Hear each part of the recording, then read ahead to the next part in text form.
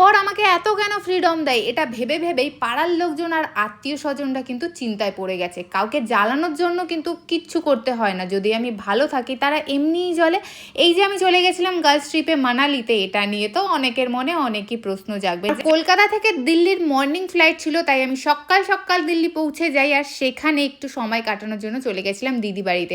দিদি বাড়ি থেকে খাওয়া দাওয়া কমপ্লিট করে আবার ব্যাক করে আসি আমাদের যেখানে মিট আপ পয়েন্ট। আর বান্ধবীর সাথে দেখা হচ্ছে 5 বছর পর, কারণ আমরা হস্টেল টাইমে একসাথে কাটিয়েছি, আর আমরা 5 বছর পর একসঙ্গে বেরোচ্ছি। আর এদিকে আমার ট্যুর গাইডার আমাদেরকে বুঝিয়ে দিচ্ছে, আর দেখতে দেখতে পুরো রাত কেটে গেছে। মর্নিংয়ে আমরা পৌঁছালাম মানালিতে। বৃষ্টি দেখে মনটা খারাপ হলেও বৃষ্টির মধ্যে পাহাড়ের সৌন্দর্য কিন্তু অন্যরকম, আর সেই সৌন্দর্য উপভোগ করতে করতেই আমরা পৌঁছে গেলাম। এই টিমে আমি একাই ছিলাম কলকাতা থেকে, আর এখানে সমস্ত সবাই কিন্তু নন বেঙ্গলি। কেউ বা এসছে রাজস্থান থেকে, কেউ বা ছত্তিশগড়। আমরা সকালে মর্নিং এ ব্রেকফাস্টের জন্য চুজ করলাম বাড়ি থেকে আনা থেপড়া। এই থেপড়া কিন্তু আমার বান্ধবী নিয়েছিল, ও ছিল ছত্তিশগড় থেকে। আন্টির নিজের হাতে বাড়িতে বানানো এই থেপড়ার টেস্ট একদমই আলাদা। আর আন্টির হাতের আচার তো জাস্ট ওয়াও। তাই আন্টি আমার জন্য আলাদা করে আচারও পাঠিয়েছিল, সেটা আমি বাড়িতে কলকাতাতে নিয়ে এসেছি। এই বাংলার ব্লগ কিন্তু আমার কোনো বন্ধু বান্ধবী কেউ কিচ্ছু বুঝতে পারবে না, তবু যাই হোক চেষ্টা করবো হিন্দিতে কোনো ব্লগ বানানোর।